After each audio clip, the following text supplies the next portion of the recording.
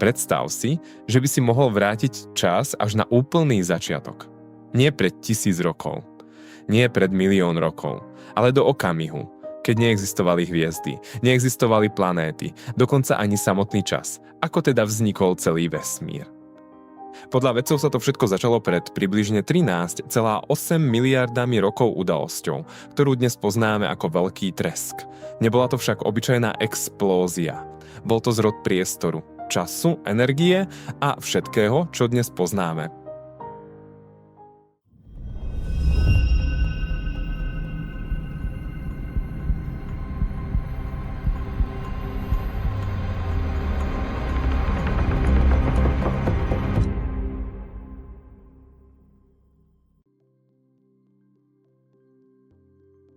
Na úplnom začiatku bol vesmír nepredstaviteľne malý. Je ťažké si to predstaviť, ale všetká energia, z ktorej neskôr vznikli galaxie, hviezdy aj planéty, bola stlačená do nepredstaviteľne malého priestoru.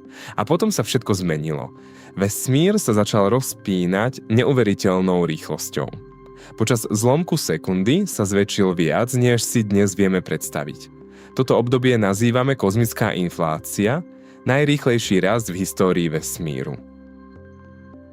Vesmír bol spočiatku taký horúci, že nemohli existovať ani atómy. Existovali len základné častice, protóny, neutróny a elektróny. Ako sa vesmír postupne ochladzoval, začali sa spájať a po prvýkrát vznikli atómy vodíka a hélia. Možno to znie obyčajne, ale práve z nich neskôr vznikli všetky hviezdy, galaxie, planéty. A napokon aj my? Potom však nastal ďalší obrovský míľnik. Približne po 100 až 200 miliónoch rokov sa zrodili prvé hviezdy. Boli oveľa väčšie a horúcejšie než naše Slnko. Práve v ich jadre vznikali prvky ako uhlík, kyslík či železo. Keď tieto hviezdy zomreli, rozptýlili ich do vesmíru. Z tohto materiálu neskôr vznikli nové hviezdy, planéty a jedného dňa aj život na Zemi. To znamená, že každý atóm uhlíka v tvojom tele sa zrodil vo vnútri dávnej hviezdy. Doslova sme stvorení z hviezdneho prachu. Ale odkiaľ to všetko vieme? Veď nikto pri zrode vesmíru nebol. Vedci však objavili stopy, ktoré po sebe Veľký tresk zanechal. Prvou je rozpínanie vesmíru. V roku 1929 astronóm Edwin Hubble zistil, že galaxie sa od seba vzdialujú. A ak sa vesmír rozpína dnes, znamená to, že kedysi musel byť oveľa menší. Druhým dôkazom je kozmické mikrovlnné pozadie.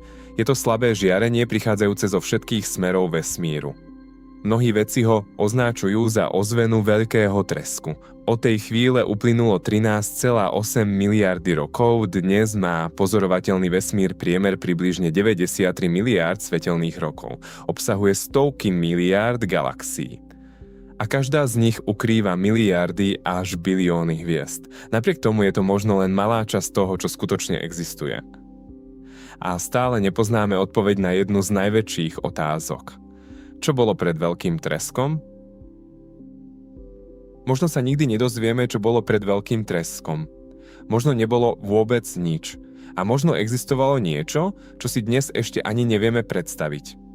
Keď sa dnes pozrieš na nočnú oblohu, nevidíš len hviezdy, pozeráš sa na svoj vlastný príbeh.